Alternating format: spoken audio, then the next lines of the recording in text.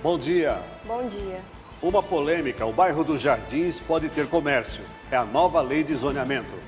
E nos bancos de sangue, a situação chegou ao nível crítico. As doações neste mês já não são suficientes. E você já ouviu falar de apneia do sono e suas consequências? Muita gente tem essa doença e não sabe. Temos uma matéria que vai mostrar que andar de skate faz bem e alivia a tensão. É considerado hoje o segundo esporte mais praticado pelos jovens. E que tal dar uma saidinha e comer na rua? Vamos conhecer os food trucks, uma nova opção que a cidade está oferecendo. Agora no Jornal da FIAN.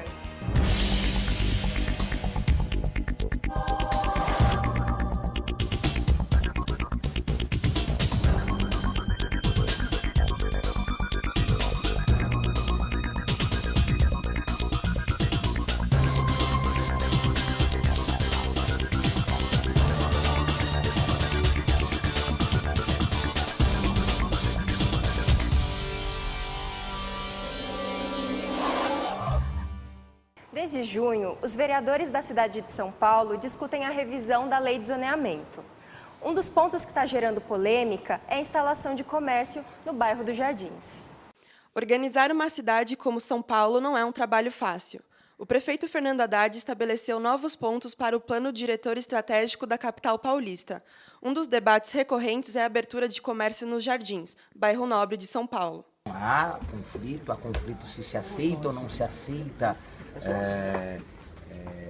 atividade econômica, comércio, serviço no seu entorno. O diretor da Associação de Moradores dos Jardins explica o porquê eles são contrários a esse projeto. O bairro foi projetado para ser um bairro exclusivamente residencial. A partir do momento que você diversifica muito essas atividades, trazendo bares, restaurantes, danceterias, supermercados, o bairro não tem capacidade de suportar esse volume trazido, volume de carros, volume de barulho.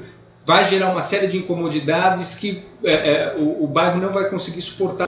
A lei de zoneamento determina 53,69 km² para territórios próximos de estações de metrô e corredores de ônibus, 40,12 km para o uso de comércios e serviços dentro de áreas residenciais e aproximadamente 166 km² destinados à população de baixa renda. No caso dos Jardins, a zona sul do bairro permanecerá estritamente residencial, o que proíbe a instalação de comércios nas ruas do local. A modificação será notada nas principais vias, como a Avenida Europa, Avenida 9 de Julho e Avenida Brasil, e também nas ruas Groenlândia e Estados Unidos. A minha dúvida é se não vai descaracterizar o perfil residencial do bairro. O que a prefeitura deveria fazer é procurar se espelhar nessas regiões e levar essa qualidade de vida para outras regiões da cidade e não estragar aquilo que hoje funciona bem. O encerramento das discussões está previsto para dezembro. Até lá, ocorrerão mais audiências públicas para serem debatidos os pontos dessa lei. Vindo de São Paulo, vamos dar um pulo aqui até Brasília. O Tribunal Superior Eleitoral abriu uma ação para investigar a campanha que reelegeu a presidente Dilma Rousseff. Foram 5 votos a favor e 2 contra. A decisão foi movida pelo PSDB, que alega abuso de poder econômico e político durante os pronunciamentos oficiais. Também há suspeitas de doações feitas ao Partido dos Trabalhadores. Esses recursos estariam ligados à propina recebida por contratos feitos com a empresa Petrobras. É a primeira vez que a Corte inicia uma ação contra um presidente empossado. E agora vamos conversar com a repórter Deise Cristina, que acompanhou a presidente Dilma Rousseff em São Paulo. Bom dia, Deise. Como é que foi a visita da presidente? Bom dia. Bom dia, Jorge. Bom dia, Larissa. Bom dia. O presidente da Câmara, Eduardo Cunha, ele resolveu pensar um pouco sobre as questões que estão acontecendo no governo e vai ver o que eles podem fazer em relação a isso. Cunha terá que tomar uma decisão definitiva. Ele tem um prazo de 10 dias para resolver todo o caso. Dilma ontem em São Paulo visitou a CUT e seus aliados e foi bem incisiva numa frase: não há fato político que justifique o impeachment. Desde a Anunciação, Jornal da FIAN. Pois é, Deise, muito obrigado. Não dormir, ficar irritado, falta de ar. Por trás desses sintomas tem uma doença que pode ser tratada. É a apneia do sono. Veja na reportagem. De acordo com dados da Organização Mundial da Saúde, 40% da população brasileira dorme mal. E a apneia obstrutiva do sono, dificuldade para respirar enquanto dorme, é um dos fatores que levam a este índice. Só que a maioria das pessoas que sofrem com a doença nem desconfiam.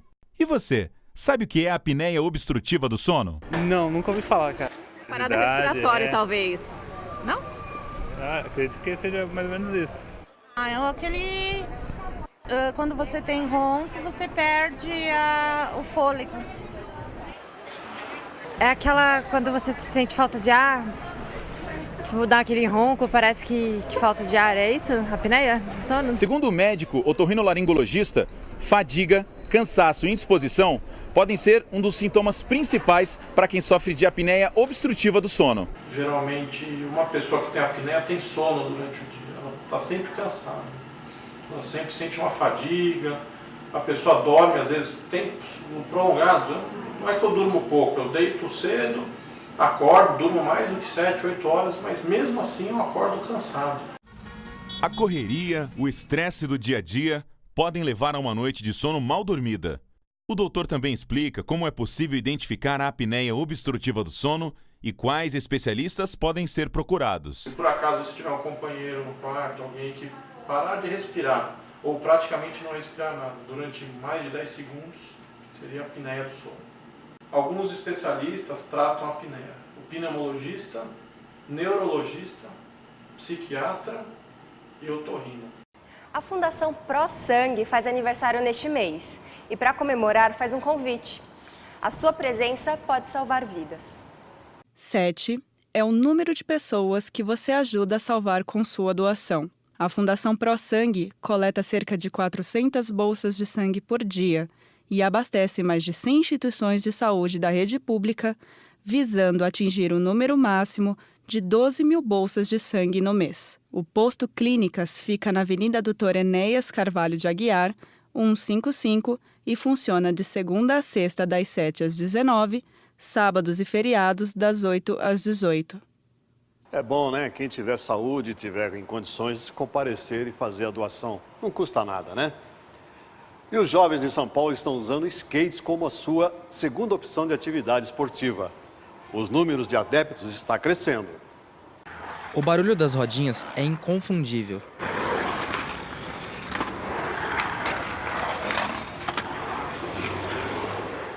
O skate é o segundo esporte mais praticado em São Paulo e o 7º no país.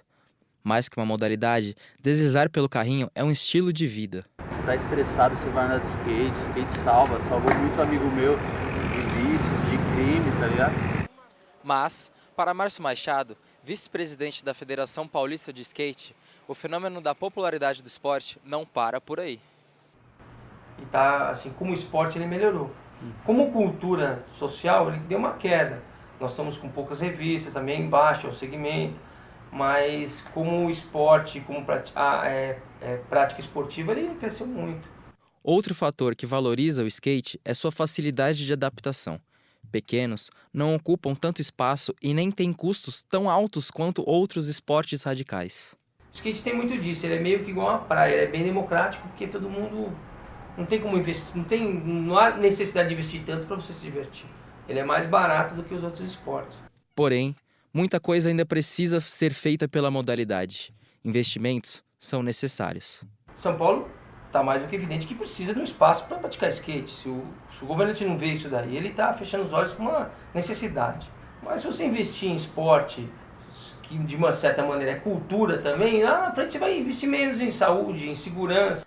Apesar de todas as dificuldades e transformações, uma coisa ainda é fato.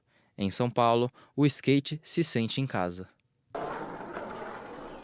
E aproveitando para falar também um pouquinho de esportes, as mulheres estão cada vez mais se preparando para um possível ataque surpresa, seja de um ladrão ou até dos aproveitadores de plantão. Vamos aqui mesmo, no bairro da Liberdade, falar com a repórter Letícia Rúbia. Bom dia, Letícia. Que história é essa, hein? Bom dia, Larissa. É isso mesmo. As mulheres vêm se interessando cada vez mais pelo mundo da luta. Aqui no bairro da Liberdade, por exemplo, existem academias abertas já há algum tempo, mas só de uns 3 anos para cá que eles resolveram investir em turma só de mulheres. As modalidades mais praticadas são o boxe, jiu-jitsu e o MMA, que nada mais é do que o mix dessas modalidades. Beleza corporal e autodefesa estão entre os motivos que estão levando as mulheres para as academias. Afinal de contas, o verão está chegando, não é mesmo? E você, Larissa, já sabe qual modalidade irá praticar? Letícia Rúbia para o Jornal da FIAN. Ah, Letícia, eu já estou me preparando fazendo uma dancinha. A seguir teremos a previsão do tempo e mais uma novidade que vai dar água na boca. É bom comer, né, Larissa? Opa! Ainda mais se for ao ar livre e com opções boas, tanto salgadas como doces. Voltamos já já.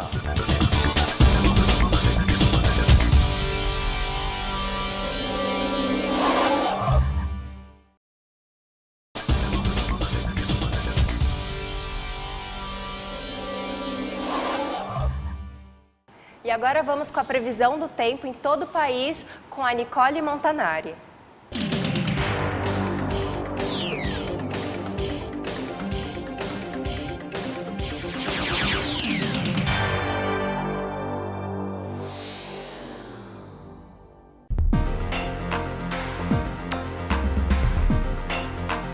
A quarta-feira será nublada em boa parte do país, por causa de uma frente fria vinda do Oceano Atlântico. No Rio Grande do Sul e Santa Catarina, a mínima é de 15 e a máxima é de 26 graus. Na região sudeste, a mínima prevista é de 18 e a máxima é de 31 graus. No nordeste do país, a mínima é de 22 e a máxima é de 31 graus. Já no centro-oeste, os termômetros variam entre 17 e 31 graus. Em Manaus, a expectativa é de sol e calor, com máxima de 32 graus.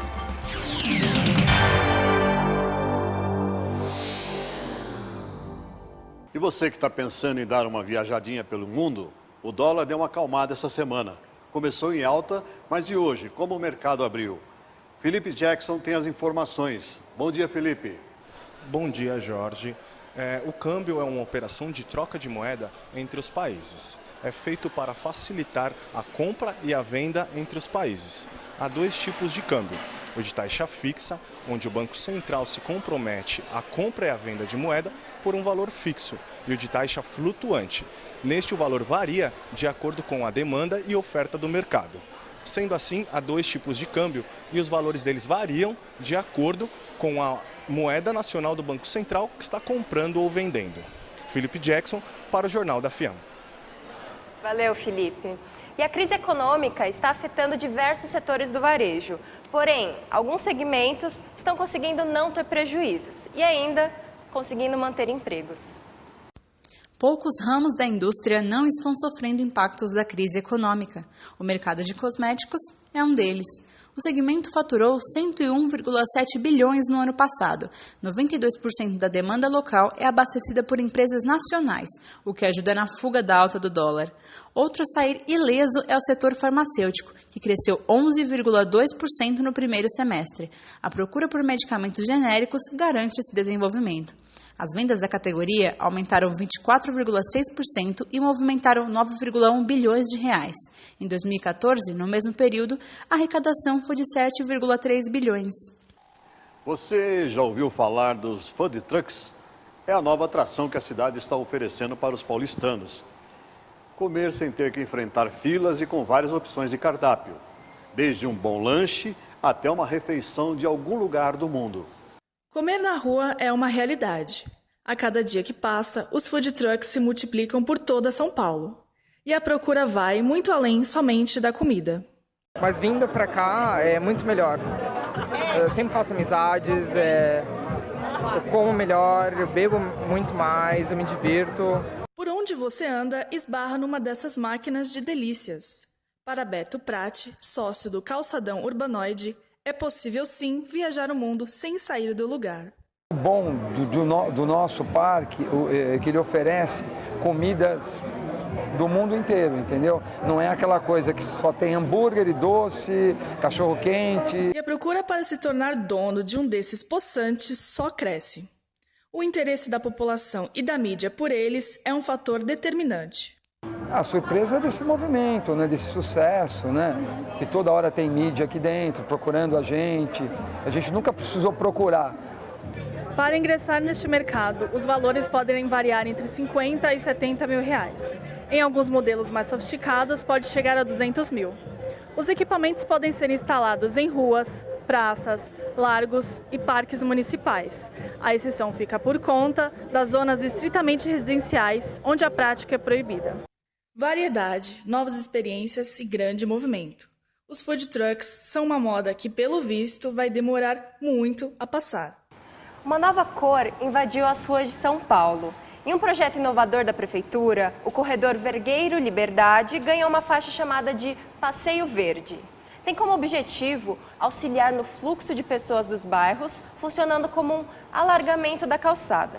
Inspirada na cidade de Nova York, a faixa vai facilitar o trânsito das 5.500 pessoas que passam a cada hora, tentando acessar, por exemplo, o metrô São Joaquim. É proibido estacionar ao longo do Passeio Verde de segunda a sexta, das 6 às 23 horas. E para quem gosta de teatro, tem uma peça diferente acontecendo em São Paulo. O espetáculo chama atenção porque a trama usa fones de ouvido. A trama tem um jeito diferente de contar a história sobre o preconceito sofrido por quem vem tentar a vida na cidade grande. Eu vim de Maceió, capital das Alagoas, nasci lá. A peça ao pé do ouvido traz como inovação o formato de audiopeça. Nela, os atores produzem seus textos a partir de entrevistas com pessoas reais. Os 7 personagens entrevistados e que serão reproduzidos vieram do Nordeste. Todos eles saíram de suas cidades em busca de uma vida melhor em São Paulo. As entrevistas são feitas baseadas em algum assunto ou fato e o objetivo é trazer autenticidade e veracidade nos relatos ouvidos através de headphones. Com direção de Zé Henrique de Paula e atores do Núcleo Experimental, a peça tem sua última semana de apresentação. O espetáculo acontece de quinta a sábado às 8h30 da noite e os ingressos custam R$ 25. O Instituto Tomiotaki está com uma exposição muito interessante, não é mesmo, Laris Caglione? Bom dia, Jorge. Bom dia, Larissa. Bom dia a todos. É isso mesmo.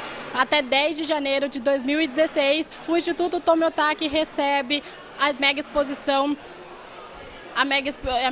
Frida Kahlo, que conta com mais de 100 obras de 16 artistas surrealistas no México. Os valores são de até R$10, crianças até 10 anos não pagam. E às terças-feiras a entrada é gratuita. A partir do dia 21 de outubro, os ingressos são divididos em 4 períodos de visitação, que é para diminuir o número das filas. Os visitantes que já têm ingresso para depois dessa data devem considerar o horário atual, que é das 11 às 15, das 16 às 20. Laris Caglione para o Jornal da FIAM. No dia 17 de outubro, acontecerá a 4ª edição do evento Músicos for Help. 7 bandas irão se apresentar, como The Doors Cover, U2 Tribute e Branco ou Tinto. O show tem como objetivo arrecadar fundos para 2 instituições que acolhem animais abandonados. Será no tradicional bairro do Bexiga, na rua 13 de maio, número 112. Economia, saúde, lazer, cultura, política. Você ficou sabendo das notícias desta semana. Esse foi o Jornal da FIAM, com as principais informações da nossa cidade. Bom dia a todos. Bom dia.